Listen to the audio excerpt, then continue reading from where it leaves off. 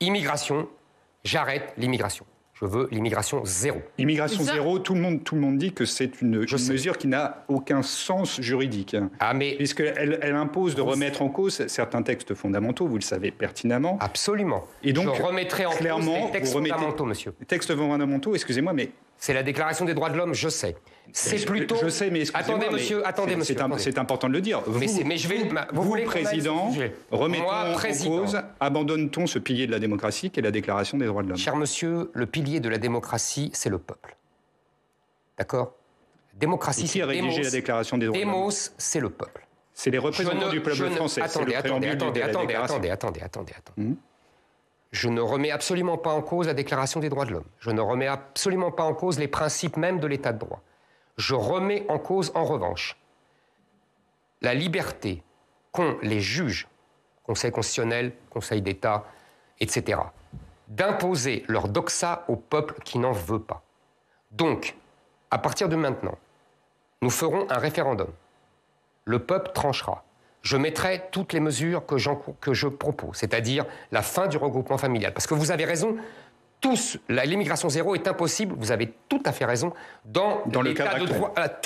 Dans le cadre juridique actuel. Vous avez employé ce mot et vous avez employé le bon mot. Moi, je change le cadre juridique. Voilà. Vous changez la Constitution? Non. Vous savez, au temps du général de Gaulle, je crois qu'il connaissait un peu sa Constitution, il l'avait faite. Oui, ça y est. Jamais le Conseil constitutionnel n'aurait fait ce que vous dites. C'est-à-dire que le Conseil constitutionnel ne se permettait pas de prendre un principe dans la Déclaration des droits de l'homme pour juger une loi, parce que ce n'était pas prévu dans le cadre constitutionnel. C'est le juge constitutionnel qui a inventé ce rôle le 16 juillet 71. Je peux vous faire tout l'historique, j'ai déjà beaucoup écrit là-dessus. Donc c'est déjà un putsch judiciaire. Donc moi, je dis au Conseil constitutionnel, à partir de maintenant, sur les sujets comme l'immigration qui engagent la survie de la France, je demande au peuple de trancher. Et vous savez qu'il y a, puisque vous parlez du droit, une jurisprudence du Conseil constitutionnel de 1962 qui dit quand le peuple s'exprime par référendum, moi, je ne m'en occupe pas. Depuis cette disposition n'a plus jamais été utilisée. Je leur dis... Et surtout, excusez-moi, mais quel garde-fou avez-vous dès lors que vous supprimez, on a l'impression, le Conseil constitutionnel? Écoutez-moi, deux choses. Vous savez...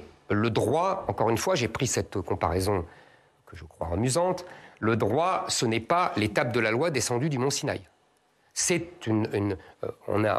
les marxistes disaient jadis que c'était le produit des rapports de force de la société.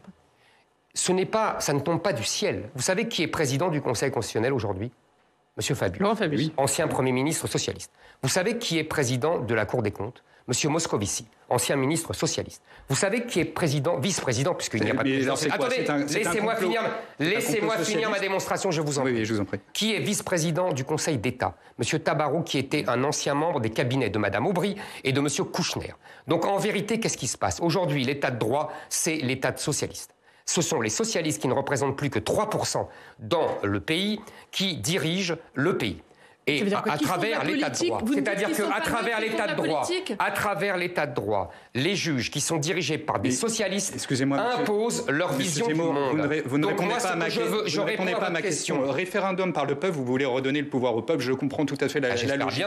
Mais dès lors que le pilier de la démocratie actuelle, c'est une sorte de contrôle des lois par, en effet, des juges qui assoient leur avis sur la base de textes fondamentaux. Encore une fois, vous, président, enlevez-vous ce garde-fou des conseils constitutionnels de la Cour de cassation. Est-ce que vous trouvez normal qu'au nom du principe de fraternité, liberté, égalité, fraternité, le Conseil constitutionnel est absous un passeur de clandestins?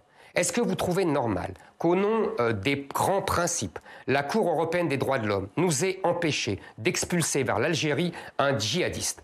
Moi, je ne trouve pas ça normal.